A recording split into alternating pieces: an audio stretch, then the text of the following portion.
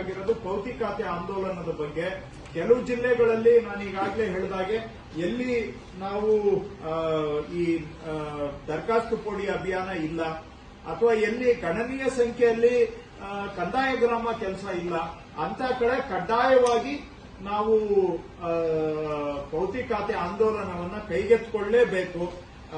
ಕೆಲವರು ಅದು ಇದು ಅಂತ ಮೀನಾಮೇಷ ಎಣಿಸ್ತಾ ಇದ್ರು. ಬಹಳ ಸಂತೋಷದ ವಿಷಯ, ನಿನ್ನೆ ಸ್ಟೇಟ್ ವಿಲೇಜ್ ಅಕೌಂಟೆಂಟ್ಸ್ ಅಸೋಸಿಯೇಷನ್ ಅವರು ಭೇಟಿ ಮಾಡಿದ್ರು.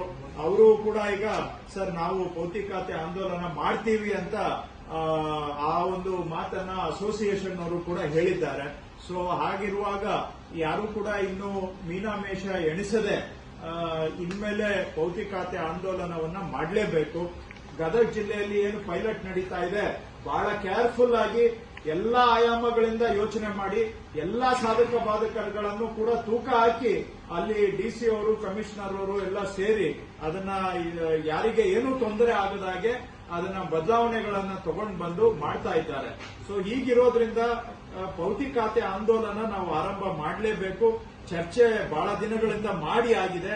ಈಗ ಚರ್ಚೆಯಿಂದ ಇಂಪ್ಲಿಮೆಂಟೇಷನ್ ಆಗಲೇಬೇಕು. ಕೆಲವು ಜಿಲ್ಲೆಗಳಲ್ಲಿ ಎಸ್ಪೆಷಲಿ ಉತ್ತರ ಕರ್ನಾಟಕ ಭಾಗದಲ್ಲಿ ಪೌತಿಕಾತೆ ಆಂದೋಲನ ಇನ್ನ ಯಾವುದೇ ವಿಳಂಬ ಇಲ್ಲದೆ ಆರಂಭ ಆಗಲೇಬೇಕು ಅನ್ನುವಂಥದ್ದು ಅದು ಇವತ್ತಿನ ವಿಷಯ ಚರ್ಚೆಗೆ ಇರ್ತಕ್ಕಂಥದ್ದು. ಬಹುಶಃ